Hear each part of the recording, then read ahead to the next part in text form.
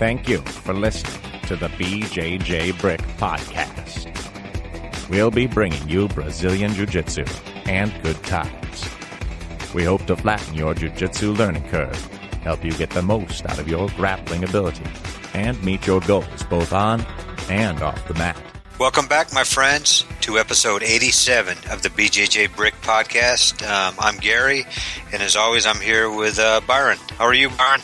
I am doing great. Had a fun morning rolling. Actually got a good 25-minute round with Gary. Had a lot of fun. I didn't have a lot of fun. I was on the bottom getting smashed most of the time. You rolled with a clumsy guy today. What was that? You rolled with that clumsy guy. That punched you in the face 3 times an accident. Byron not only won in positioning, he outstruck me in jiu-jitsu. And he just beat me down today. That was a good workout, Byron. Thanks for it. But it made me realize I need to pick my game up a little bit. I think the actual rolling was back and forth, but I did outstrike you. I mean, every time we had a good scramble. Back and forth. I think you're being nice to me. Every time we had a good That's scramble. That's not what I remember. Yeah, well, every time we got a good scramble, I ended up my elbow hit you or my hand hit you in the face or something hit you. It seemed like, man, I cannot. I just have to hit Gary, I guess, today. Well, the crazy thing is, when I was working with Miles afterwards, I smashed him in the face a couple times. So I was like, hey, I'm just painted down the tree. He's a good training partner. I'm glad everybody is listening to us here today. We have an awesome show again. Basically, we have Brian Freeman again. I know we've talked about, had Brian on here before, and we've talked to his coach a couple times, but we're going to talk to Brian and see what he's been up to since the last time we talked to him. So, great show. Yep, he was last on episode 16, so it's been a little while. Yep, great guy, and I like the name of this the name of this episode Byron came up with. He is no ordinary blue belt, is what we're calling this one. Yep. If you haven't heard of Brian, he has a T4 spinal cord injury, and he's paralyzed in both his legs. He has a little bit of use from one of them, but he basically doesn't have a guard, is what he says. And he's able to go out there and train, and he competes. He competes all the time. It seems he competes constantly. Yeah. Yep. You got him on Facebook, Gary, or Twitter? Or... You know, I might have him on Facebook. He's always posting competition photos, and it's just like, man, he's out there all the time, competing and fighting hard and doing well. You know, like he tells some pretty amazing stories in this episode. So, hey, I didn't get to sit on this in this episode, but is his daughter still training? I remember his daughter was the one, if I remember right. Yeah. Get him started training. I believe so. We do talk about her quite a bit, and that's awesome. We didn't talk about her training, but I assume she still is. Yep. No, that's neat. Absolutely. Gary, I'm extra clean today because our buddy Matt Lowe hooked me up with some of his homemade soap. So, that's the best soap in the world. I need to get a hold of Matt and get me some more. I knew I'd make you jealous. I just want to give a shout out to Matt for hooking me up with that. And actually, I'm clean today. So when we say stay sweaty, we also want you to take a shower before after you get sweaty. So yeah, definitely take a shower. Gary, we've got a quote of the week here. We didn't get one from last week's guest, so I quickly popped out my favorite reading material by Dr. Seuss. By Dr. Seuss, that's awesome. And Dr. Seuss actually typed in quotes online, and I found this one from him. It says, "You can get a lot of help from teachers, but you're going to have to learn a lot by yourself, sitting alone in a room." And it just goes to show you that, you know, it's good to have a good mentor, a good instructor, good teacher, you know, on or off the mat, like at school or in class, in jiu-jitsu class, but you're gonna have to really figure this out by working hard and by doing the work yourself. Yeah, I mean, it's just like school. It's just like elementary school, high school, college. You go to your class, you learn some stuff, but you always get homework, and you go home, you put some time in, and you learn it. You come back and learn some more stuff. So you got to put in the time. You're gonna have a teacher who's gonna guide you and impart knowledge to you. But what you do with that, it's up to you. You've got to work hard and dissect that. Yeah, it's countless times that like good advice by everybody. You know, I've gotten some really good advice and didn't listen. I didn't take it in. I didn't make adjustments. You know, on or off the mat. And so it's really up to you to figure out what you're doing. take the good advice the best that you can and try to learn from that. But, doing the hard work is not something that can be taught by anybody. Yes, so true. Yeah, it's not going to be taught. I remember I struggled, having like some algebra class or whatever, and I was like, man, this is tough. And just trying to figure it out. It was not until I sit down and like hammer out like 4 or 5 problems and it starts to make sense finally. And I don't know. It's funny you say that, algebra. I did the same thing in chemistry, and I was so horrible in science. I could never figure this stuff out. And I remember the best feeling I ever had was I took a chemistry class, and I was absolutely knew nothing going into it, and I was like, man, I'm going to fail this class. And I never worked harder in a class. I remember going home, opening that book up, studying, and it started to make a little bit of sense. By the end of the year, it made a lot of sense, and I remember I ended up with like a 91 in the class. I got an A, and that was like probably my biggest accomplishment. And not just because I got an A, it was more like before I'd get A's, it was a class that was easy or something that I totally understood. I just remember I had no clue about any of this stuff, and for somehow just through real hard work and dedication, I ended up getting an A. So that was pretty neat considering I failed all my other classes. The struggle made it more rewarding. Yeah, the struggle is what made it neat. That's cool. And I think that I've had many experiences similar to that, but I didn't always pull out a nice A even when I tried hard. So yeah, just do your best, right? Yeah, that's true. So that was Dr. Seuss. You could always get help from teachers, but you're going to have to learn a lot by yourself, sitting alone in a room. And if you want to check out more Dr. Seuss, check out Green Eggs and Ham. 1 fish, 2 fish, 3 fish, blue fish, I believe is another one. And the Lorax. Lorax. He's got a lot of good stuff. So that's Do you know what fun. belt Dr. Seuss is? I never did know that what belt he accomplished. Yeah. Well, I bet he wears black belts and brown belts to work. Yeah, I'd imagine so. I believe he has passed away. And not to bring everybody down, but man. Oh, sorry, I didn't know. But, yeah, well, I bet you his belt rhymes somehow. Yeah, I bet it does. So, anyway, that was a good one. If you are wanting to support the BjjBrick Podcast, we do have a little audiobook for you. You could purchase $11.99. Check out our website, BjjBrick.com. You'll find a link from there, or it's on the show notes. It is going to help guide you through your first year in Brazilian Jiu-Jitsu. So definitely, if you're in your first year of training, check out the little graphic we have up there, and it has all the chapters listed and how it should be able to help you out and guide you through your first year of training. Yeah, definitely check it out. We've had a lot of positive reviews, and what better teacher can you get than Byron? He's a great guy and great instructor. So definitely check it out. Only $11.99. Thanks, Gary. And I will occasionally punch my training partners in the face on accident. 3 times. 3 times. At least it wasn't like 5 minutes. It was at least 25 minutes we were going at it, man. So, well, probably more like 24 minutes, but you just keep adding minutes onto it to make it sound better. Yeah, I guess so. You're on to me, man. Hey, speaking of that, can you pass me that ice bag over there? Yep. I need to ice my black eye. There you go. And I might say that, Gary, you are looking particularly great today, even for taking the bumps and bruises on the mat. We're actually just joking. Byron and I aren't even in the same room right now. But he did beat me up this morning, so he has seen me. I have seen you, but, well, I guess I could say that, but you're not here in front of me. So. True. But I'm sure you're looking amazing. Thank you, Byron. Oh, man, I'm going to take it down a weird road. Okay, anyway. We've got. I think it's about that time for the article of the week. Thank goodness for the music rolling in, Gary. Yep, I heard it, so I knew it's the article of the week. We have our buddy on one of our buddies' articles, Samuel Spiegelman. We've had him on before, and actually we're going to have him on again here. So, but we have his article, Injury Prevention in Brazilian Jiu-Jitsu. Put the odds in your favor. And that's from his website, breakingmuscle.com, and we'll put a link on our on the show notes to it there, so everybody can check it out. Yep, and Jiu-Jitsu is like any sport. You do run the risk of getting injured. I feel like it's a disclaimer before we get to that every podcast, But it's a contact sport. Things happen. I think the advantage of Jiu-Jitsu is that we are so aware of what could hurt us, and when it's time to say I'm done, or tap. Like, we're really aware of that. We're not running full blast and colliding with each other. We're constantly trying to figure out ways to get each other to tap, and so we're keenly aware of that. So that's an advantage of jiu-jitsu.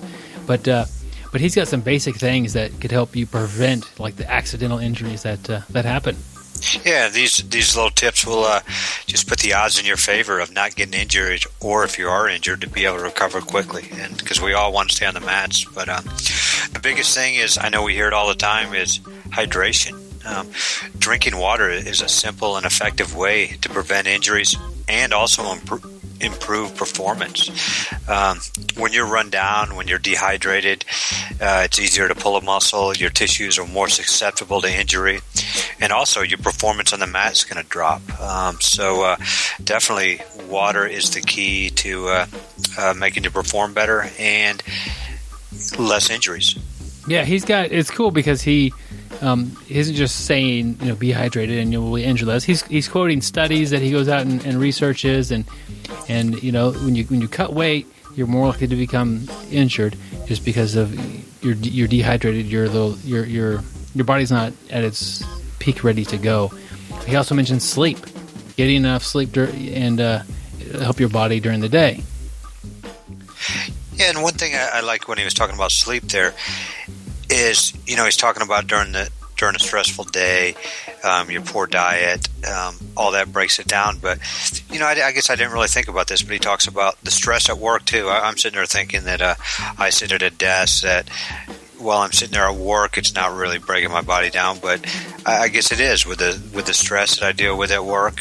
So that was one thing I didn't realize too much there. Yeah, the next thing he has here to help you with your injury prevention would be nutrition.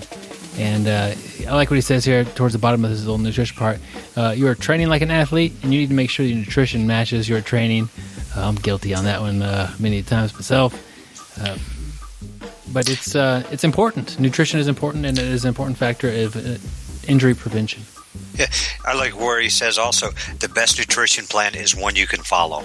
And that's a big key. I see so many people, on a certain diet or trying to eat a certain way, but if you can't follow it, if you can't do it, or if you're not going to stick with it, it's not going to do you any good. So I thought that was pretty good advice. One you can follow.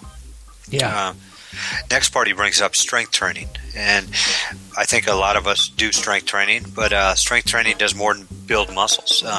It prevents injuries. And he says Brazilian Jiu-Jitsu makes you strong in some areas and weak in other areas. And basically you need to include a balanced strength and conditioning program to strengthen your muscles, to bring up your weak areas. You don't want to be overdeveloped in one area. It's going to lead to imbalance and lead to chances of injuries. So you need to work your whole body and have a balanced conditioning and strength program. Yep. The next on his list is mobility. He gives a great example of mobility, like with your hips. If you feel tight when you're doing squats, your hips are going to be tight, and you're going to just being less flexible. You're more likely to get injured. So he has this list. Every time I think about writing an article, Gary, I read something like this. I'm like, I can't do that. But what I liked you said when we were talking right off the bat when we were talking about the hydration part. You talk about how he quotes studies.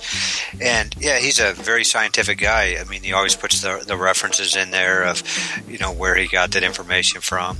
I mean, this guy is just incredibly knowledgeable, not just in jiu-jitsu, but in strength and conditioning, injury prevention, just an all-around very knowledgeable person. Absolutely. He has here in the conclusion, drink plenty of water, get a good night's sleep, focus your strength training on your weak areas, and do mobility work daily. So that kind of wraps up the article and how you could help prevent some of those, I don't know what you call them, like a freak accident or just an accident. Like, things happen on the mat that are totally, every now and then you might get hit in the face, Yeah, I mean, sometimes you get hit in the face 3 times in a round. It happens. And you have to be able to roll with the punches, no pun intended. Oh, man. But yeah, definitely check out that article. It's a great one. And Byron and I were talking here earlier today that we're actually going to have a question and answer session with Samuel Spiegelman coming up here in the near future, where any of our readers, you guys can just send us an email, put it on our Facebook page. Any questions you have for them, strength and conditioning, rehab, jiu-jitsu, nutrition, any of that, any questions whatsoever that you have in your head there that you need an answer to, and we will get him on the air and read off these questions and help us all out there. Absolutely. So I got my question typed up, Gary. Where am I going to send it? You are going to send it to bjjbrick@gmail.com. That, my friends, is our web address. That's right. There we go. So, definitely send us your questions. We really appreciate it, and we'll get some good answers for you. Yep. And with that, wraps up our article of the week. We're looking forward to having him on. I'm really excited about that. We're having him on again. Speaking of repeat guests, it's time. Stay tuned. We got Brian Freeman coming up. I tell you, going to be this guy is an inspiration to us all, and he's just a class act, and just very, very talented and strong guy out there on the mats. Here we go. He is the most interesting grappler in the world.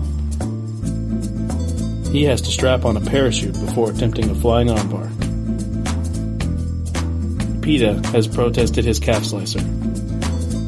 He can knee bar a snake. I don't always listen to podcasts, but when I do, I prefer the BjjBrick Podcast. Stay sweaty, my friends.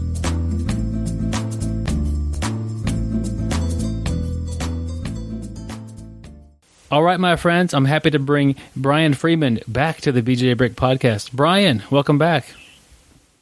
Thank you for having me. It's nice to be a repeat offender on the BjjBrick Podcast. Yeah, you were way back when. It was episode 16. I had to go look it up.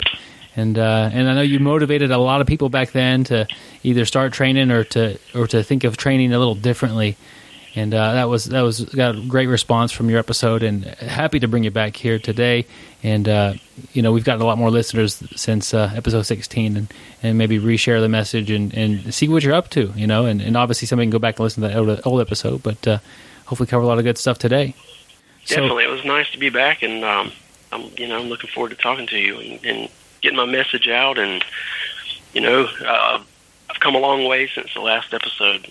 Lots happened, lots changed. So yeah, I'm excited. Yeah, I do. I have you on Twitter and Facebook, but I don't go to Twitter very often. I check my Facebook a couple times a week, and I'm always watching and seeing what you're up to, and it's been fun to keep up with you there online and kind of just peek in on you occasionally there. But if somebody hasn't heard of you yet or haven't heard the last episode, could you kind of introduce yourself to the audience for me, please? Yes, I am, like you say, I'm Brian Freeman. I've been training jiu-jitsu for 2 years. I have a spinal cord injury, and I'm mostly paralyzed, starting at the bottom of my chest. I have slight use of my right leg, so I do, I have to adapt my jiu-jitsu, and but I compete. I'm a blue belt under Renzo Gracie. I train at a Hoist Gracie school, but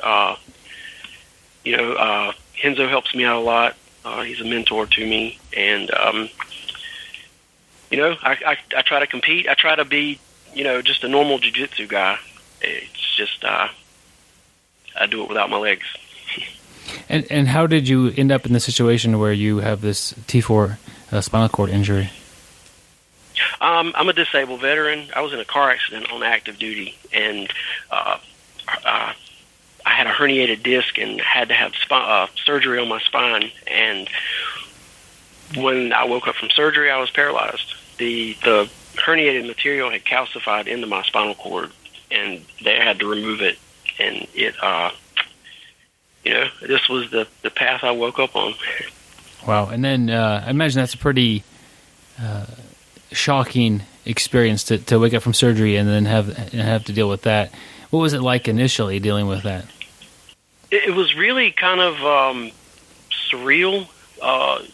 After the surgery, I was, they had me partially sedated and medicated, and so it's kind of groggy, for days and days, and so it kind of settled in a little bit slow. And then I was in the hospital for 9 days, and then I had to go to an outpatient rehab right next to the hospital.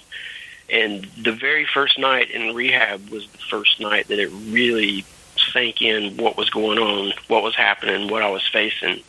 I had a 2-year-old daughter at the time, and my focus was getting back to her. But that very first night in rehab was it was a big eye opener. It was probably the one time in my life where I felt like I couldn't do something. I did not know how I was going to get through all that. But after that night, I woke up the next day, and I had a little girl to get home and be daddy to, and so I just did what I had to.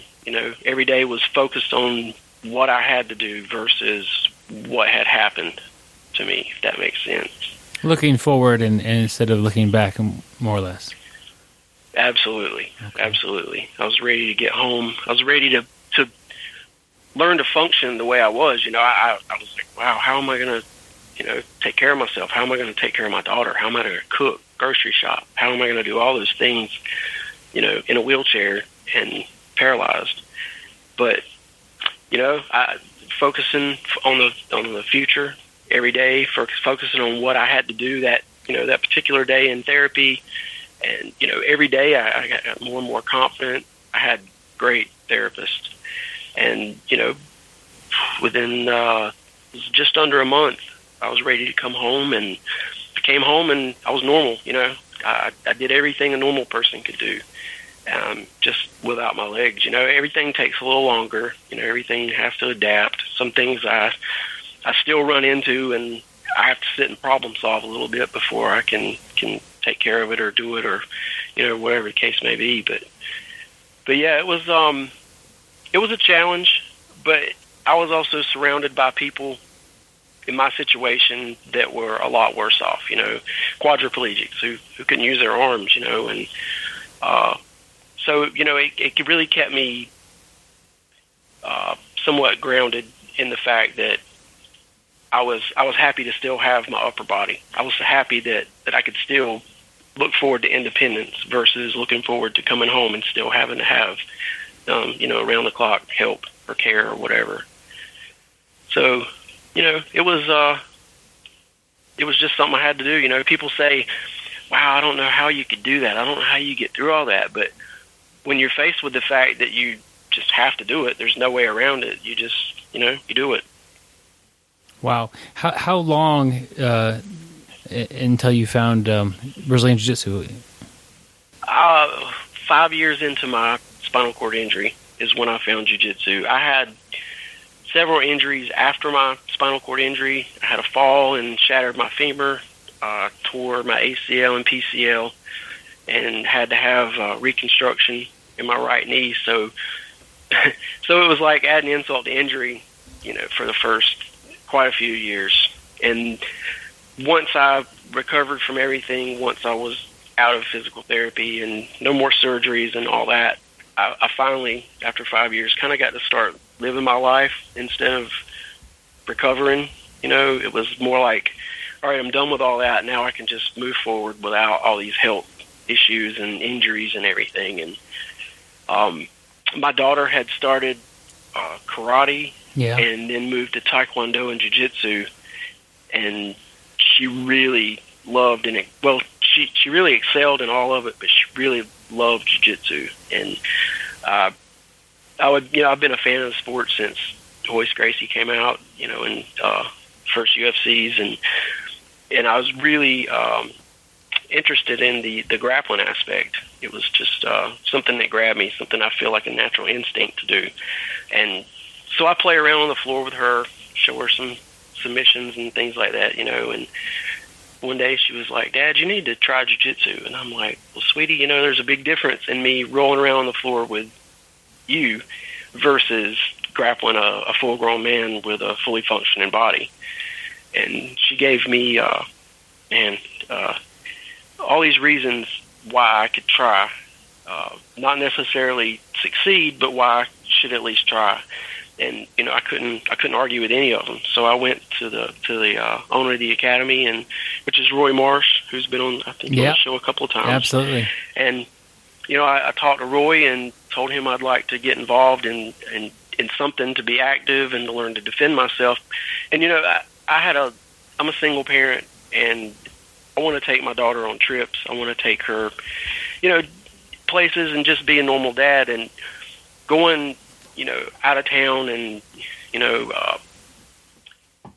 I feel a need to be able to not only defend myself, but defend my daughter if something does happen. So he came up with a program, for me to, he kind of gave me a good foundation of principles and, the theory behind self-defense versus a fight and all that stuff. And then gradually worked me into the technique and to the point that I got to where I could function in a normal class. And, it's all been history since. If I remember right, a lot of your initial technique was doing martial arts from your wheelchair. Was that correct? Yes, lots of, and I still do that. I still do a lot of defense in my chair. They try to prepare me to stay in my chair, at all cost, to be able to get away or leave the situation versus ending up out of my chair on the ground and basically having to stay and fight to the end.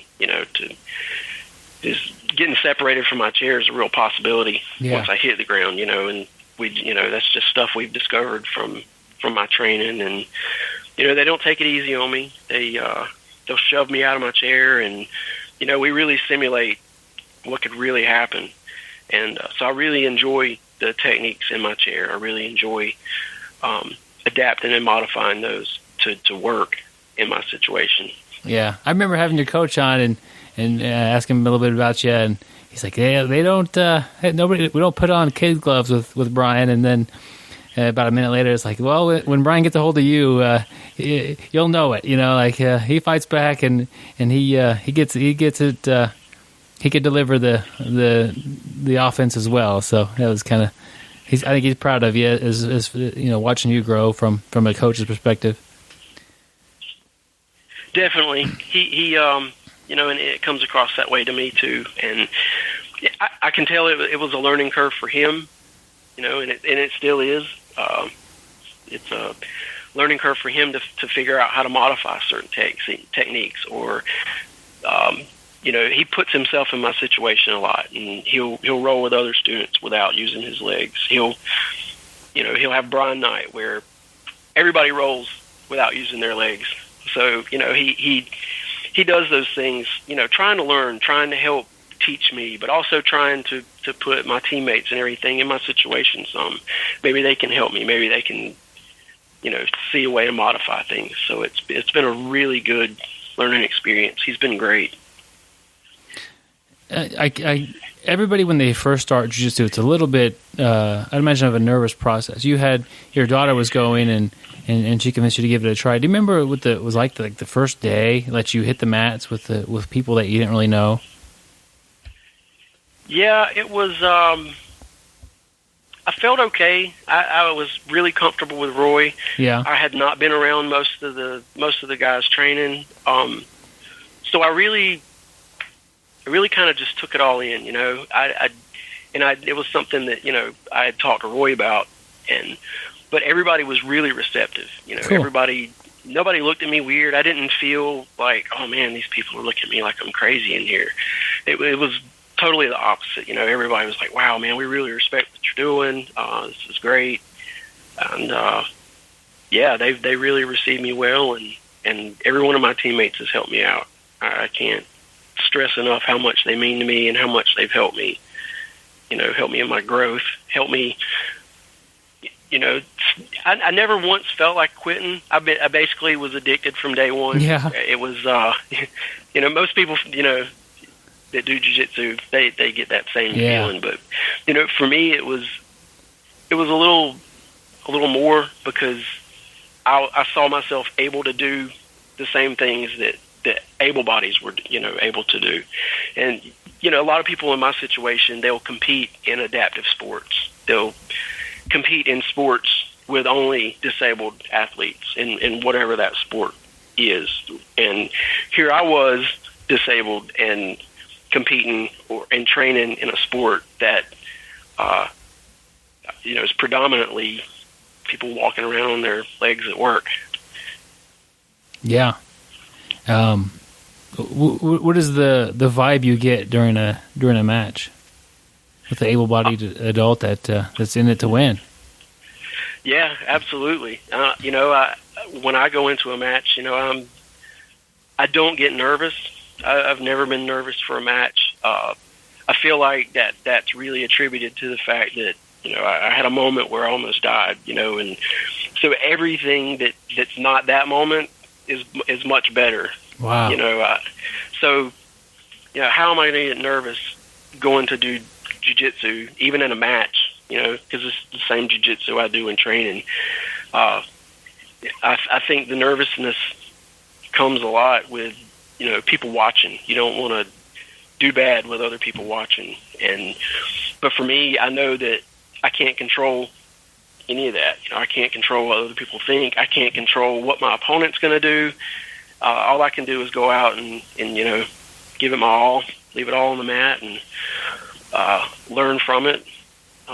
But really, I really just I love those moments. I love being out on the mat in competition. It's pretty much a feeling that I really can't describe. It's definitely something that I never thought that I would be doing. I never thought that I would be able to do it in my situation.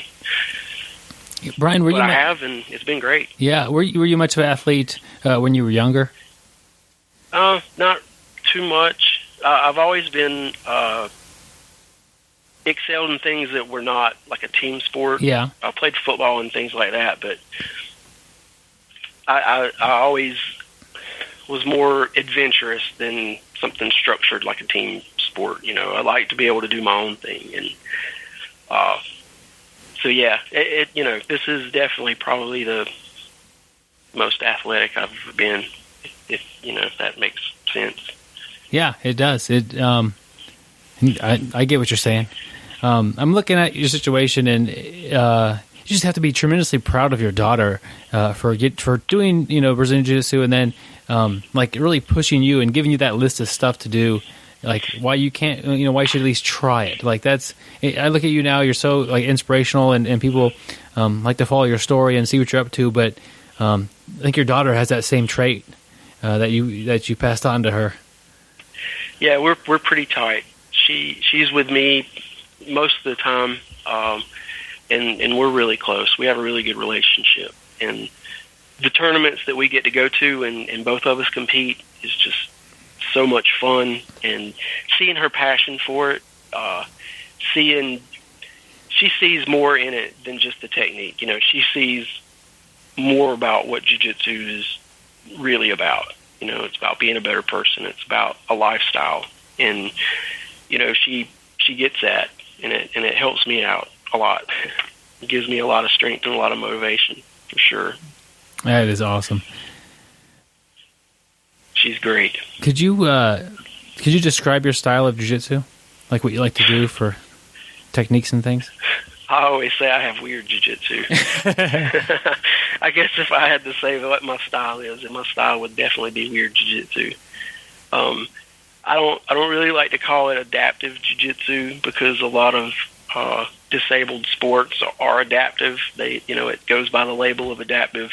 Whereas jiu-jitsu, for me, I think everybody adapts it to fit their body, to fit, what their physical abilities are. And so I don't feel like I'm doing anything different than anyone else in jiu-jitsu. But I play a weird game where I attack from non-traditional positions. I attack from bad positions because it's really hard for me to stop the mount. I pretty much don't have a guard. If I have a couple of guards that I like to play, some modified guards, but they're just really hard for me to get to. So I play a lot from bottom side. I have attacks when I'm mounted. My most comfortable place to be is with someone on my back. I have a lot of attacks when they're on my back.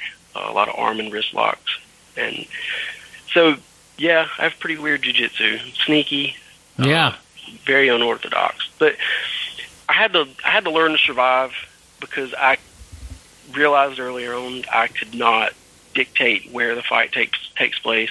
I can't say, okay, I'm going to get on top of this guy and easily go do it. So I would basically just go and defend and let them put me in whatever position they wanted, and I would defend. And eventually, I started getting so comfortable with my defense that I could start seeing opportunities to attack different things, and I've just built off of that. Well, it's been a long process. I feel like my defense is light years ahead of my offense, but that's what it's all about, right? Yeah, you've spent so much time in bad spots, it sounds like, that you are able to survive there, and then you're at the point where you're even able to kind of thrive there and try to overcome some of the huge obstacles that you deal with when someone's on your back or someone's in mount, and you find little things you could do to take advantage of some opportunities that may open up for you. Absolutely. And I attribute some of my back, I don't even know what you would call it, my someone on your back game. Roy, my coach, is he's got a reputation for being for his back control and his back attack and everything. So when he teaches that stuff, I really pay attention and I use it in reverse. Whatever you're supposed to do on my back, I try not to let you do that. And by doing that, then I see my opportunities to attack the arms and wrist. I like wrist locks a lot, because even if you don't get it, they always get a response. Yeah, that is true. I also am a fan of the wrist locks, and it seems like they're always going to move, but sometimes you got to be a little bit more stern with the wrist locks to get people to tap, because nobody wants to tap right away to a wrist lock. You got to make them really realize that they're stuck, or where it comes on kind of fast sometimes. Absolutely. And I use little things like wrist lock attacks.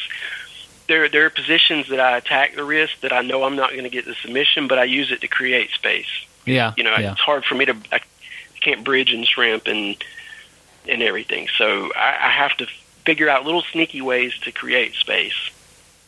And I realize that attacking people's wrists, it can be really helpful. Yeah. You mentioned arm locks with somebody on your back. I'm picturing maybe arm locking their underhook that's underneath your arm, or maybe over your shoulder, and grabbing that arm and getting a straight arm lock there. Is that what you do, or is it different than that? Yeah. I can get a straight arm lock on the underhook side or the over side. And the underhook side, anybody that, if you go back and basically just lay on them and you fall to that underhook side, their elbow is going to hit the mat and their wrist is in danger. Oh, okay. And, it's there. But yeah, a lot of different ways that I set up the straight arm locks, and it's mostly the straight arm locks that I finished with. Yeah. So much of a wrist lock is controlling that elbow, so they can't get that little bit of space they need to wiggle out of it. And when you say that you fall on that side, that makes a ton of sense. I've never really thought about that. And I'll sit and watch other people roll and look for those opportunities, and I'll say, every time he does that, his elbow hits the mat. When his elbow hits the mat, then I can attack his wrist. And if I don't get it, he's not thinking about his arm, and I can go for the arm lock. And I really had to break down the positions a lot. When I got in people's guards, I was really susceptible to triangles, because I can't posture up out of them. Yeah. Once I'm in it, and I don't have good balance. So I realized that when they're on my back, it takes their legs out of the equation, other than if they go for an armbar from the back. So that's just basically the one thing I have to be aware of with their legs. So I've kind of looked at those positions like that and had to break them down. Now when I get caught in triangles, I fall over. I fall to the side that they're locking their legs. I figured that if I couldn't posture up, then I would unposture, if that makes sense. Yeah. So I do a lot of weird stuff. You fall to the side with your elbow hitting the ground, or with your shoulder? My elbow. Cool. Yeah. Yeah. That makes. I could see that. That makes sense. Yeah, and it works. As long as you do it really quick, as soon as they throw the triangle up, if you go ahead and fall over, most times they can't. Sometimes they'll try to come up into the mounted triangle, but it usually doesn't work if you get there quick enough. Man, and now it's pretty much instinct, for me. But, so that's why I say I kind of have weird jiu-jitsu, because some things I do opposite, some things I do totally out of the blue. Most people who attack my back for the first time get arm locked because they're totally not expecting it. Well, they really haven't had the experience of dealing with somebody who has probably been on someone's back that's had that. You've got tons of experience with people on your back, so they're not used to somebody that with that much training on the defensive aspect, and then they're definitely not. You're not trying to escape; you're trying to finish. So it's probably really throwing them off. And I'd imagine it's quite surprising. Yes, because if I escape, I'm escaping basically to get mounted, and I usually escape the mount by giving up my back. Yeah. So it's but I have a top game. I have some sweeps. If I get on top, I'm really comfortable on top. It got for a while. I think people didn't want to grab my legs, didn't want to mess with my legs at all. Yeah. And so when I got out to California in the Pans in the semifinals, I got bow and arrowed. And when the guy grabbed my leg, I was like, wow, nobody ever grabs my leg. I have no clue what to do. Oh. My defense, I counted backwards from 5, but I don't know how far I made it before the guy was in my face smiling, asking me if I knew where I was. Oh, man, Brian. Yeah, I went to sleep at the Pans. It was an experience. I believe I saw the video of that. Did you? Was it online? I had some fun with it. There was pictures. There was pictures of me asleep. There was a couple of memes made. Yeah, what did it say? I can't remember what it said. It was funny. Some people dream about being on the mats at the Pans while I dream on the mats at the Pans. That's right. But I had Zhangji was coaching me. I had worked hard, and I would have tapped to an arm lock, but when he locked in the choke, I went out on my shield. Wow. You got to do what you got to do sometimes. Renzo gave me a hard time for letting the guy put me to sleep. He said you should tap. When you get to that point, then tap. Yeah. And I told him, I was like, well, when that point came, I fell asleep. I didn't have time to tap. Yeah. Yeah, I think it's different for people watching. Even somebody who's experienced with Renzo. You don't want to see the person you're coaching or your student have a experience like that. It could be negative, although you took it pretty positively. But and then I don't think it's particularly all that healthy for us to. I've been choked out a couple times. I don't make a think habit it's good. Yeah, but. Both of mine were accidents. Were they? So, yeah, I got put to sleep one day during the technique portion of a class, and I got put to sleep one day. Just a real fast triangle. It was like next thing you know, I'm waking up. I'm like, oh, that was quick. I've been happy to tap, but the guy's legs were massive, so I just went to sleep. So it happens. It happens. Yeah, that's part of it. I've only been out twice. The other time I locked up an ankle lock on a black belt, and we had not agreed to leg locks prior, but it was like out of desperation. So he put me to sleep. He immediately took my back and bow and arrowed me, put me to sleep. That was a long time ago. Wow. So, but I realized that I don't like to go out, because when I go out, I really go out. Like at the Pans, it really took me several seconds to realize what was going on. Yeah. And then I didn't want to get up off the mat until I figured out exactly where I was, because I didn't know which way I was facing, which I was really kind of out of it. I had a whole section up in the stands, cheering for me and applauding when I was coming off the mat, and the referee had to tell me, he was like, hey man, they're cheering for you. And I think I waved to them. I was really kind of out of it. Yeah. I talked to my opponent at the podium. Well, I'll tell the story this way. I talked to a guy at the podium a little bit, waiting to get called up to get my medal. And when they called me, I asked him if he could take my phone and take some pictures. And he was like, oh, I'm going up too. And I was like, oh, okay, he must be in my division.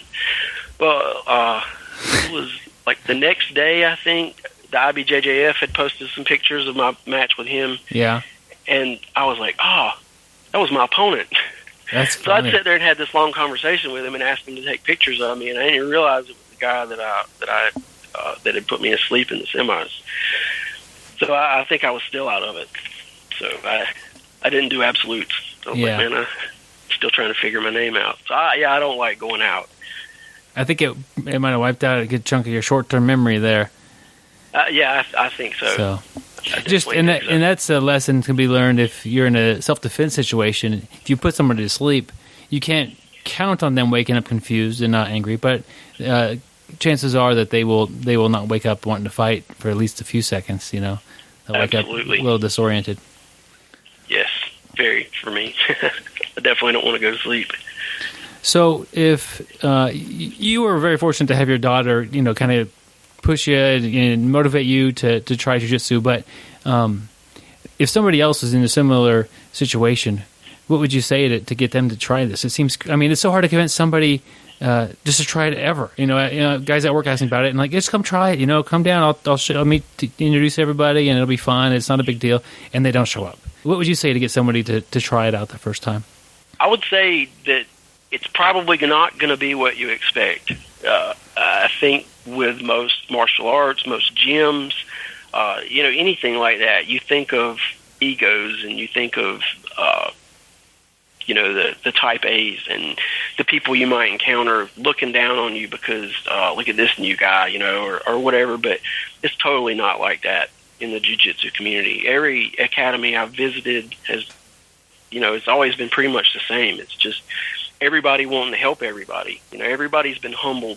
Everybody's been smashed. And so it's definitely, the first thing I would say is it's not going to be what you expect. It's going to be better. You know, it's going to be a good, positive experience. They want you to come back. And, you know, I've made friends with quite a few people. Well, not quite a few. There's not many of us. But there are a few of us that are in my situation. They're paraplegics or have cerebral palsy or other neurologic disorders, amputees, all those guys.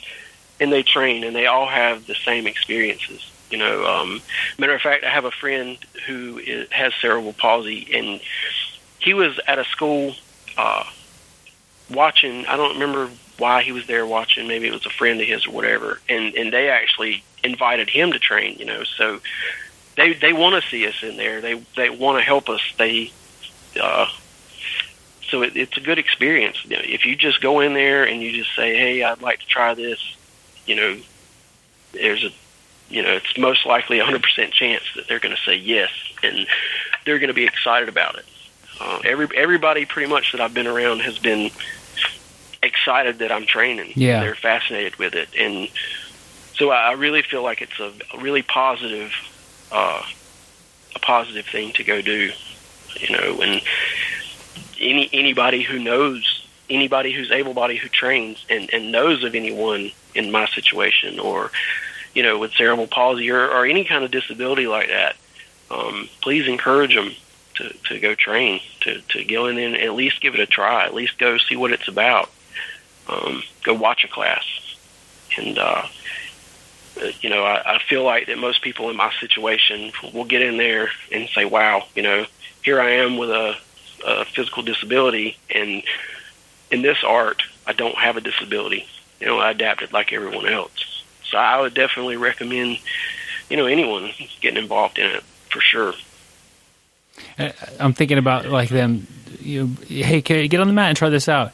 It's a lot of the people that do jiu-jitsu see benefits of jiu-jitsu that are not just the fun and the aspect of even exercise. There's a lot of off-the-mat benefits, and they're wanting to just share those with people, and they're willing to try to provide the environment to do that at jiu-jitsu gyms all over the place. Absolutely. You know, everywhere I go, somebody's like, hey, man, come here, let me show you this. Or you know, hey, I think I figured this out. Or, hey, I see you doing this weird thing, man. Can you show me that? You know, it's a learning environment. It's a learning environment. It's a team environment. It's great. You know, I haven't trained at every academy by any means. I'm sure that there are some out there. But, from my experience, and I've trained a lot of academies now, and, I've been a lot, from West Coast to the East Coast, and, it's been pretty much the same everywhere. It's been great. And one of the biggest things for me is when I first started, the way I got around on the mat was I sat on my butt and I scooted backwards and drug my legs behind me, basically. Now I get around, I'm on my knees, hopping around, and I'm amazed at my functionality now versus when I started, and it's all because of jiu-jitsu. It's all because of getting my body stronger in ways that I didn't think it would get strong, and it's helped me to eat better. It's helped me to exercise more, and it's really changed how I function on and off the mat, and it's just been a positive experience. So you're saying you actually move differently off the mat since doing jiu-jitsu? Most definitely. I even somewhat attempted a flying guillotine in a tournament from my knees, and I got off the ground somehow. I got my hand under the chin, but when I landed, my legs didn't cooperate, and then I fell kind of in some kind of weird choke, and it went downhill from there. But I would have never imagined that I could. Like I say, I couldn't even get on my knees when I first started. I couldn't sit on my knees. I didn't have the balance or anything like that. And now I can fight on my knees. I can. It's changed my body. It really has. It's given me physical abilities that I didn't think that I would be able to have in my situation. You mentioned a couple times competing, and I know I've seen some competitions or some pictures of a competition in New York that you were in. Could you describe that a little bit? Yes, that was the Grappler's Heart tournament. It was the first grappling tournament specifically for disabled athletes in North America.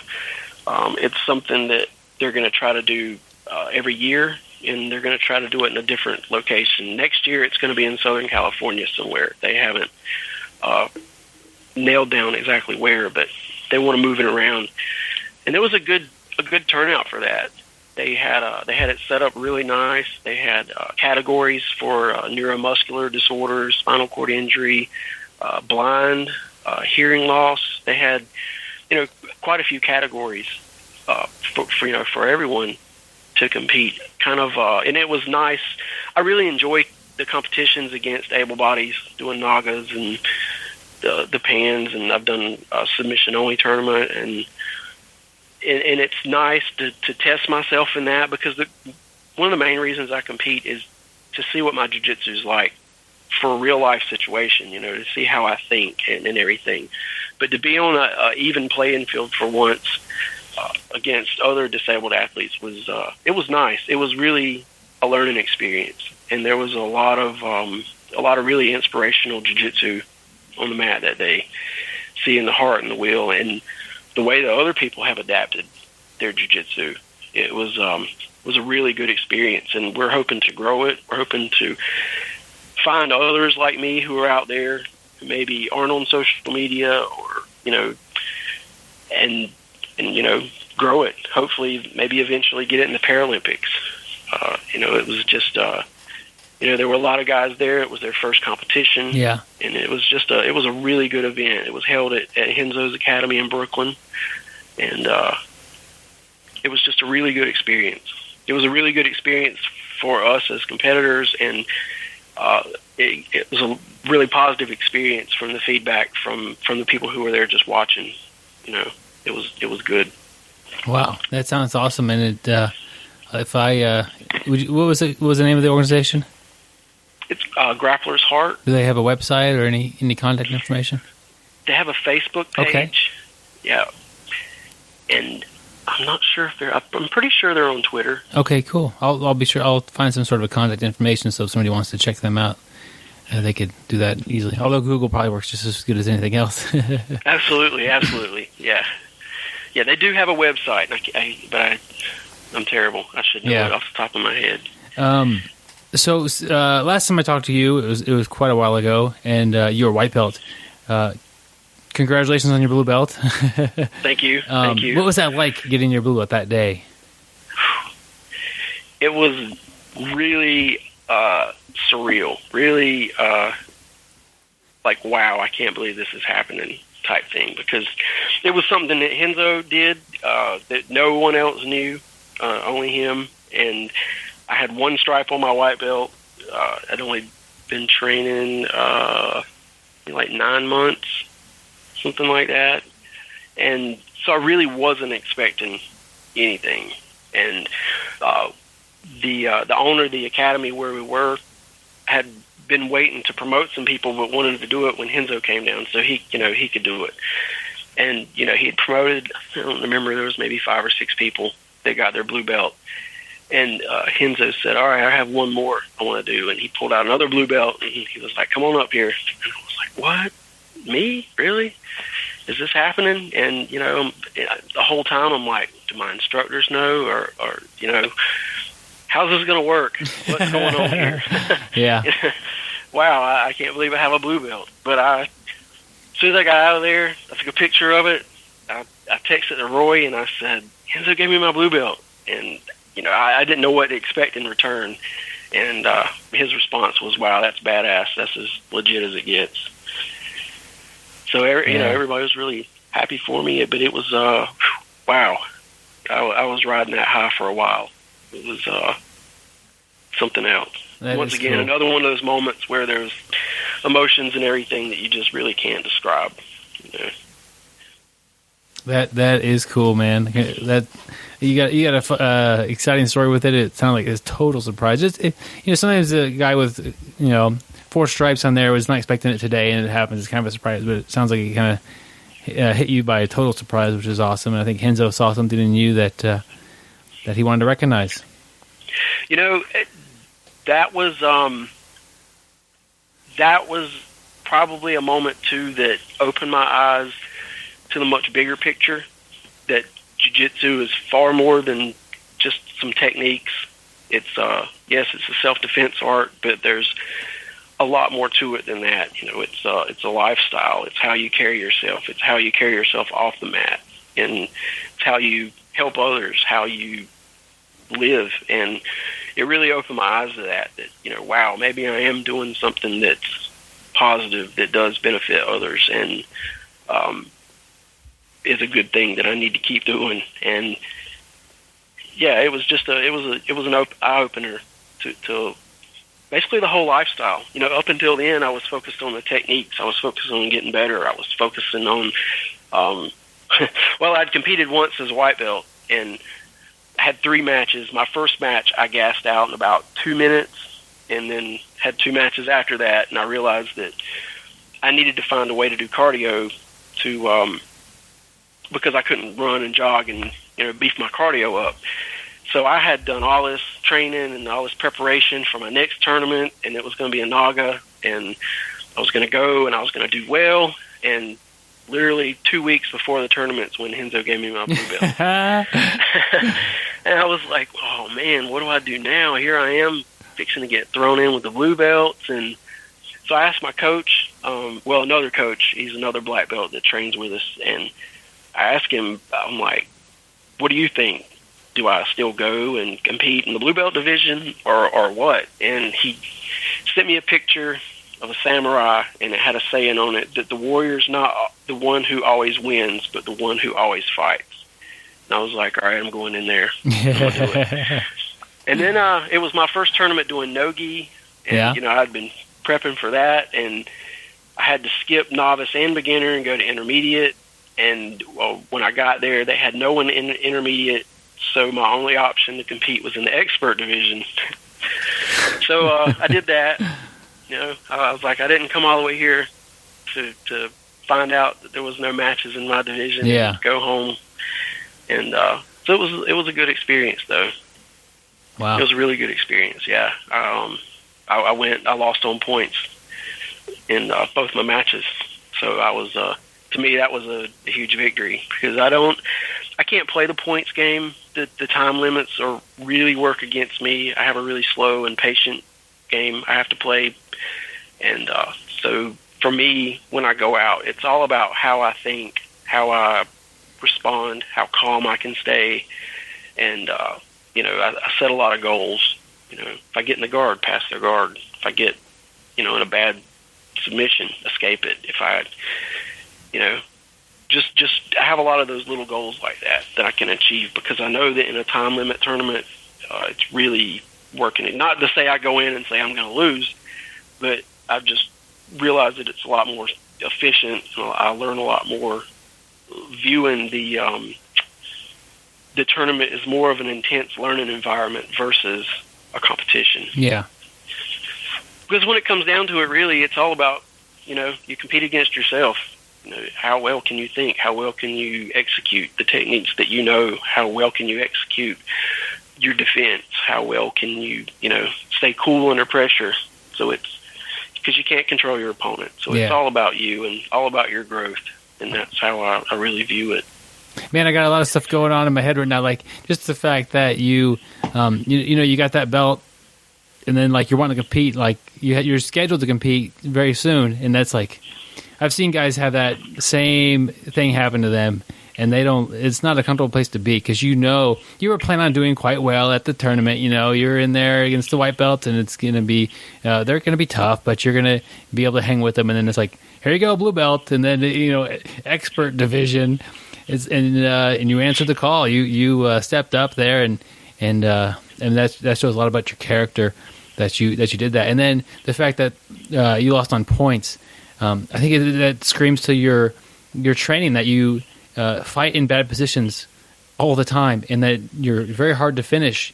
Even in the expert division, the guy, like you can't finish a guy who trains all the time. Has a real solid defense. It's very difficult. So I don't know. That's a very interesting story coming up from your blue belt, competing right away, and then performing and doing and able to hang in there with those guys. Yeah, cool. Looking back, I was in there competing in the expert division, and I hadn't even been training a year. So it was, looking back on it, I'm like, what was I thinking? But I was just doing jiu-jitsu. There was nobody in that expert division that was going to do anything worse to me than what Roy or our other black belt or, any of those guys have ever done to me. I'd been put to sleep already. So, I was like, I know, if I get my arm or something in a bad spot, tap, and I'll be all right.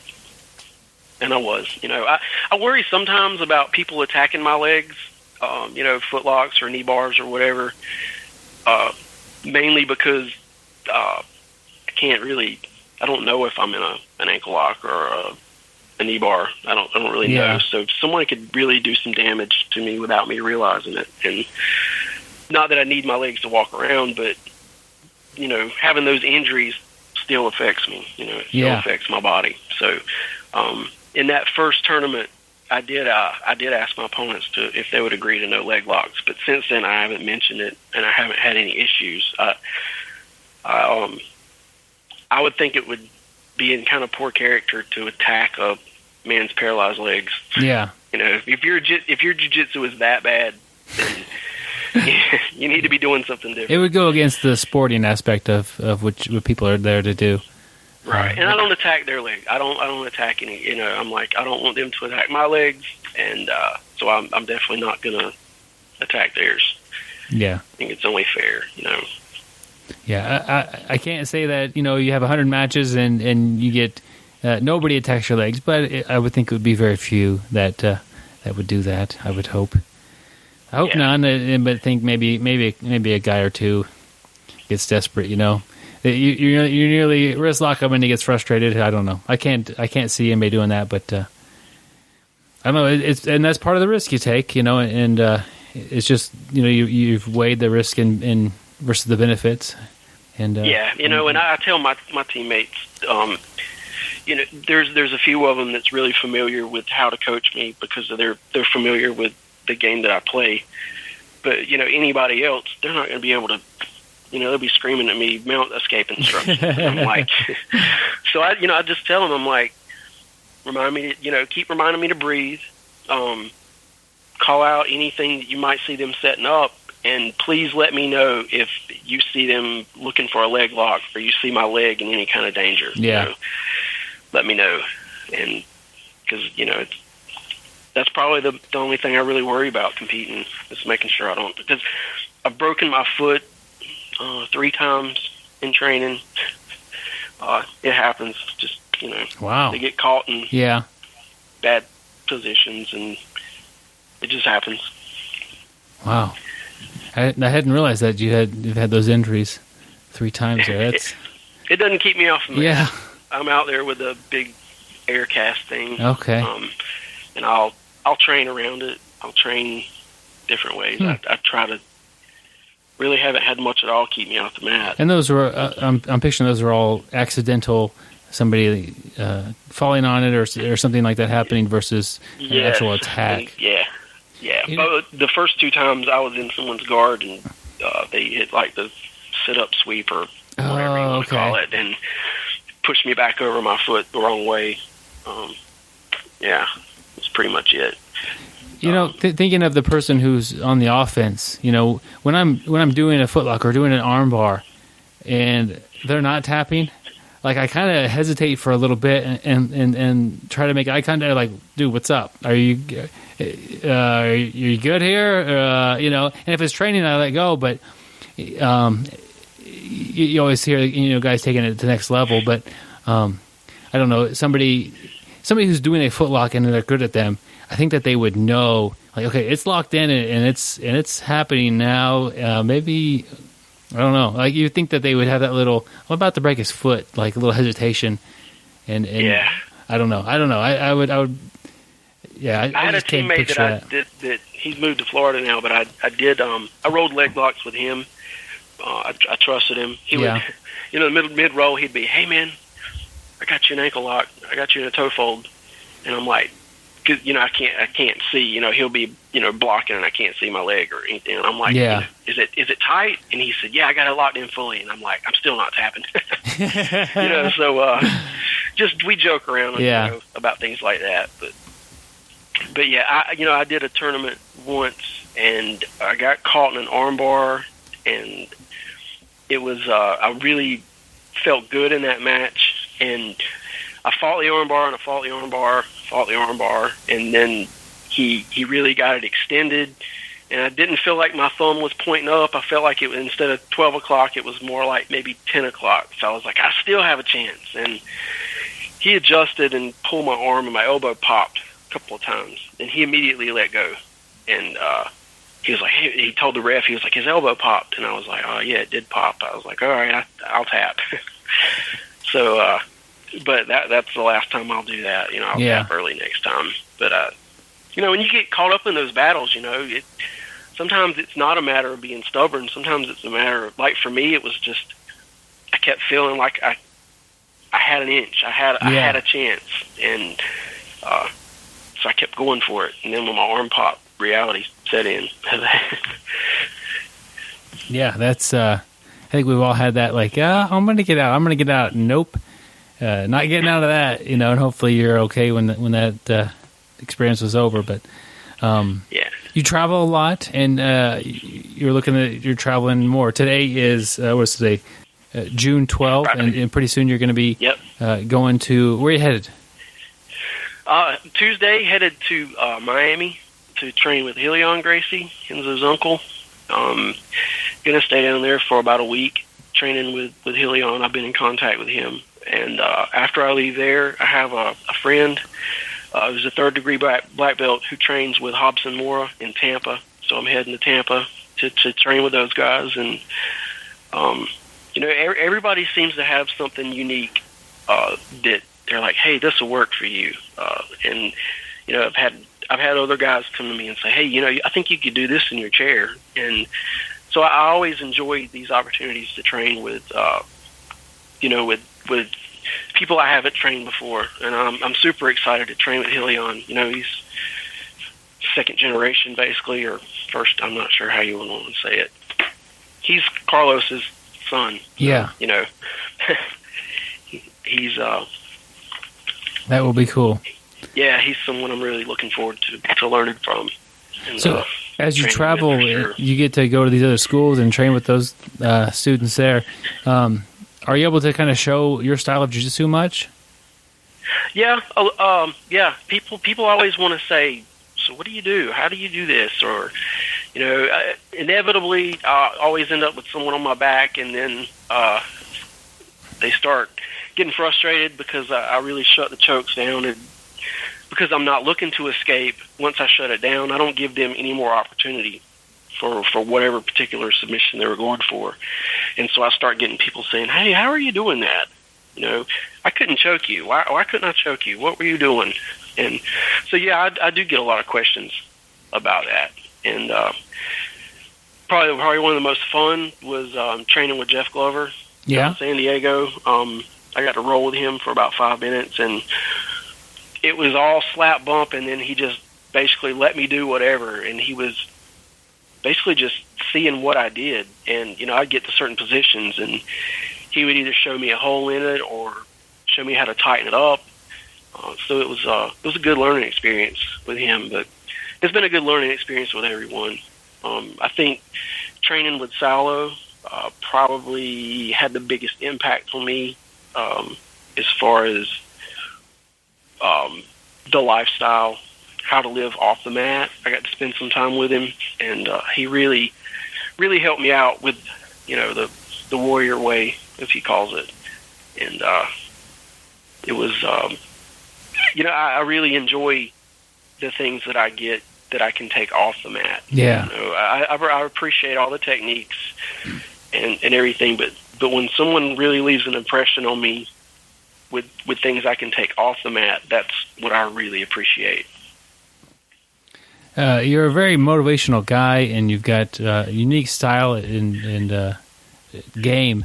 You're going to do maybe some seminars or something like that to kind of spread your word and your message of what you've done with jiu-jitsu and what jiu-jitsu's done with you? Yes. Matter of fact, that's something that I've been working on recently with Roy. I had the concept of what I wanted to do, and we basically just needed to sit down and put it together and look at how I should go about doing it. And so that's something I've basically just finished up putting together, hoping to do a test run at my school soon, and maybe my first run for Hobson in Tampa, just to kind of work it out. And, before I start looking to go around to different academies doing it, but it's not something that I want to do to make money. Obviously, if I could get some help with my travel expenses, to go and do it and everything, that would be great. But it's something I want to do because I feel like I should do it. I feel like it would be beneficial to anybody, to open their eyes to what this art really allows us to do, and to give everybody who loves this art, to give them a different perspective on how to look at their training, on how to look at life, get the word out. I may go to an academy with a guy who's had a friend down the street or whatever with cerebral palsy, and he's like, man, it'd be great if this guy could train, but he's probably too disabled or whatever people think. And if I can go in and open some eyes, maybe they'll know some people and say, hey man, you should come get involved. We had this guy, he couldn't use his legs, but he still trains. And so it's really for a lot of reasons, a lot of good reasons, I think. And like I say, it's not something I'm like, hey, I can go make some money doing seminars. It was more of, hey, I could go and really hopefully have a positive impact. If I do a seminar for 20 people, if I could really impact, at least one person in there, then I feel like I've done a good thing. So it's something I'm pretty excited about. It's definitely outside of my comfort zone. I put a lot of stuff out on social media, trying to motivate and be an inspiration to people and to overcome obstacles and everything. But doing it in person is going to be a little different. But like I say, it's something I'm excited about, something I'm motivated to do, and can't wait to get out there, and hopefully it's well received.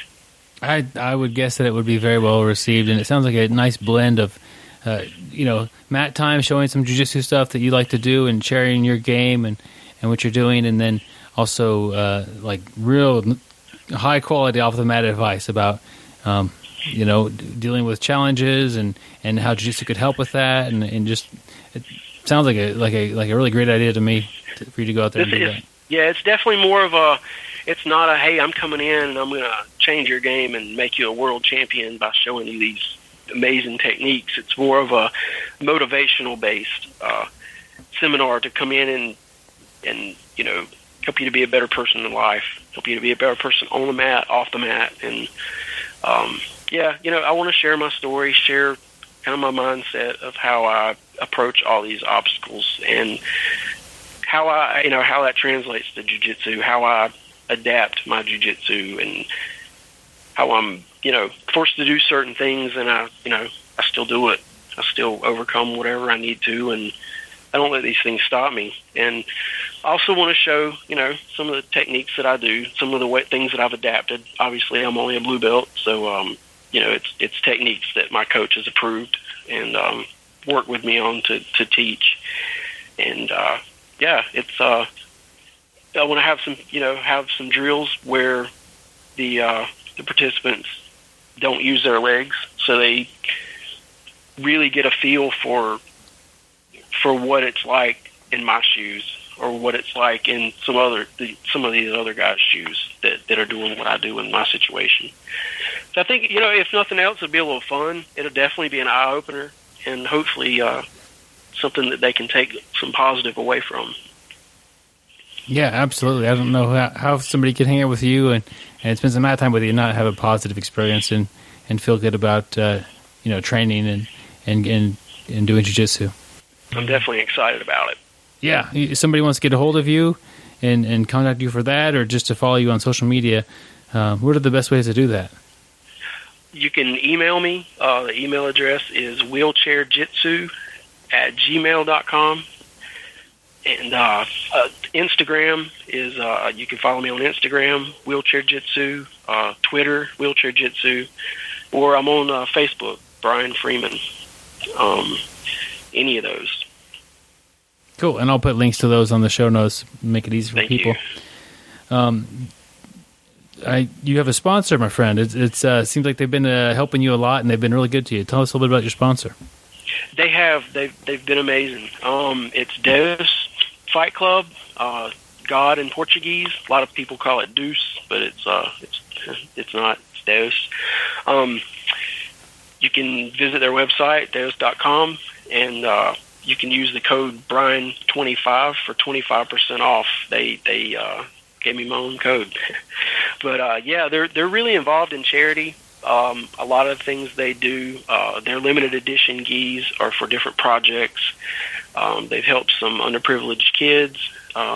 They're doing a project to help inner city kids in Baltimore to get some kids in jiu-jitsu for free.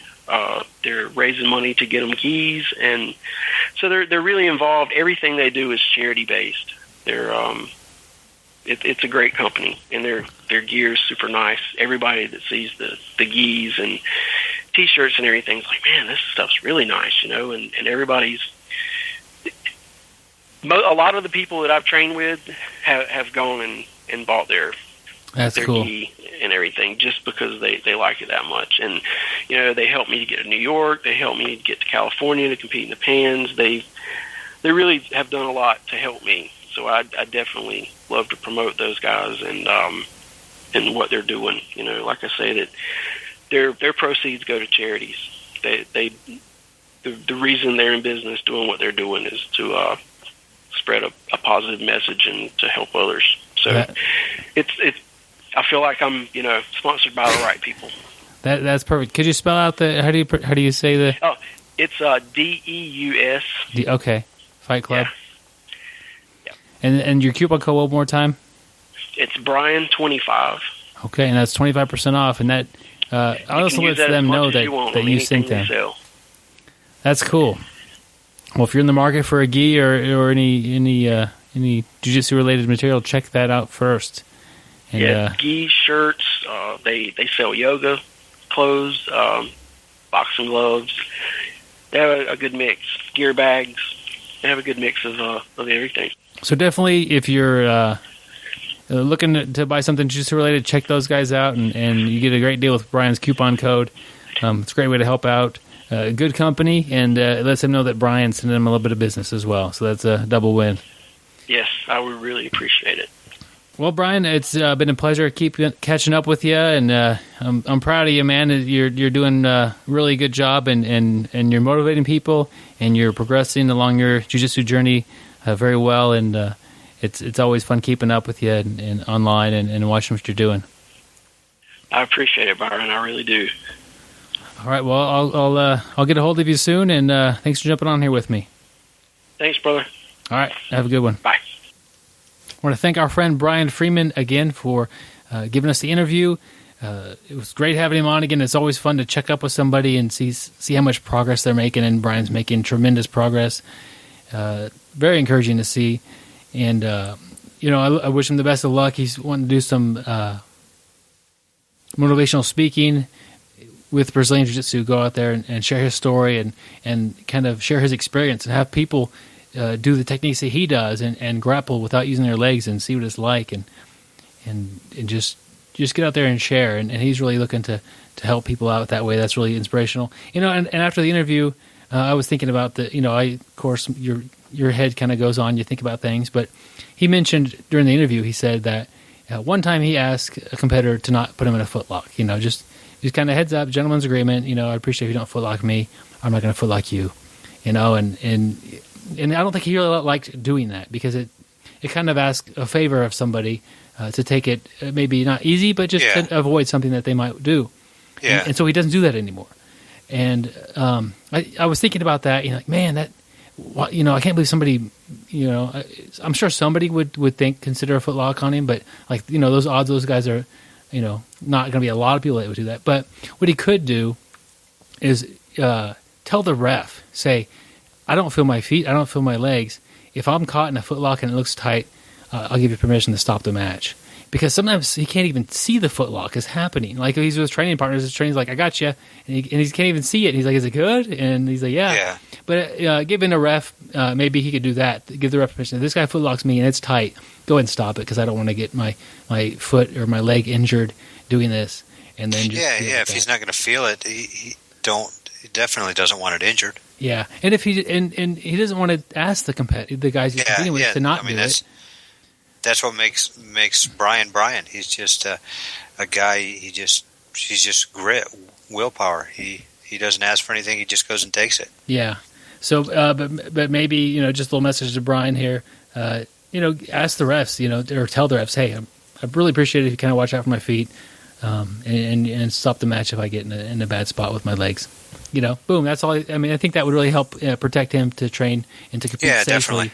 And not have to ask a favor of his competition before they step on the mat. So that's just one idea that popped into my head shortly after the interview. I was like, man, I should have said that during the interview, but I didn't think of it. So definitely inspiration to us all, and we're lucky to have him on the show again.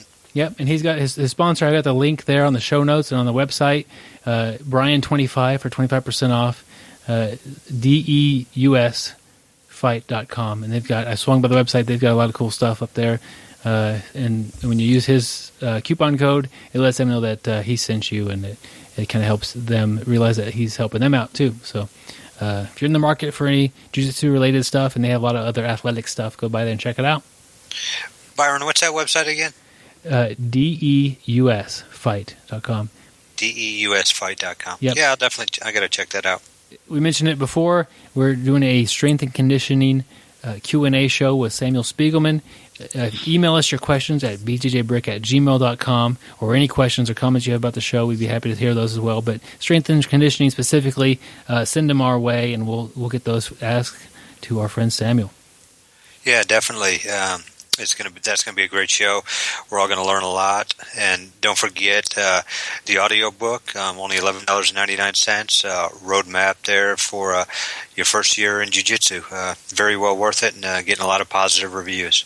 Yep, and if you want a little bit more of the BjjBrick Podcast, sign up for our mailing list. We send out a email every Tuesday. And at the bottom of that, there's a little bonus link to a Dropbox folder. It's got a bunch of audio files of stuff that we've not put out on the podcast. So there's a little bonus. There it is. And also it reminds you every Tuesday that the show's out and ready to listen to. And lastly, our friend Taylor McMillan does graphic design. He does a lot of great stuff for jiu-jitsu logos and everything. We've trained with him. He's a good buddy. So definitely... we'll put a link on there if anybody needs any of that kind of work done. Get a hold of him. He's very talented, both on the mat and on graphic design. Taylor has got to think I'm like either stalking him or some weird guy. Because I see Taylor as he's driving more than anybody else in this city. He drives a bright colored car and he's easy to point out. So I always like, is that Taylor? If I see see a car like his, and a lot of times he works near where I used to live, so I always honk and wave at the guy. Could it be the other way around, though? Could he be stalking you? Oh, man. I didn't even think about that, Gary.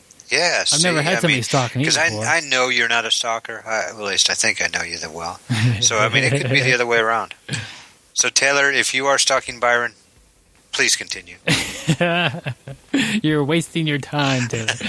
But every time lately, I've moved recently here in the city of Wichita, so I have like carloads of stuff. So the back seat's full of junk or boxes or whatever I got back there, and I'll honk it away. But I got my entire car is full of stuff. I don't know what he's thinking about it. But are you honking because you're honking? Or just because, oh, wait, that was your old car. That was my old car. Honked all the time. I have had some interesting cars. I did have a car that would honk randomly. And that just makes your day more exciting, Gary. I would love to see you pull up next to like a motorcycle gang at a stoplight and your horn just starts going off and you're trying to look straight ahead. Yeah, that's not an ideal situation. It's also kind of rude in parking lots, if your horn's going to honk in a parking lot, Yeah, definitely. Just say, "Oh, I thought I recognized you," and move on. So, glad I don't have that car anymore, but it was fun and exciting. You got to take what you can. Yeah, it's creates a little excitement in your life. Yeah, got to change things up every now and then. Definitely. So we're looking forward to bringing you another episode next week. So definitely tune in next week. We really appreciate you listening. Yep, and stay sweaty, my friends. And don't forget to shower. Thank you for listening. I hope you find the time today to roll. After all, the best way to get better at Brazilian Jiu-Jitsu is to do Brazilian Jiu-Jitsu.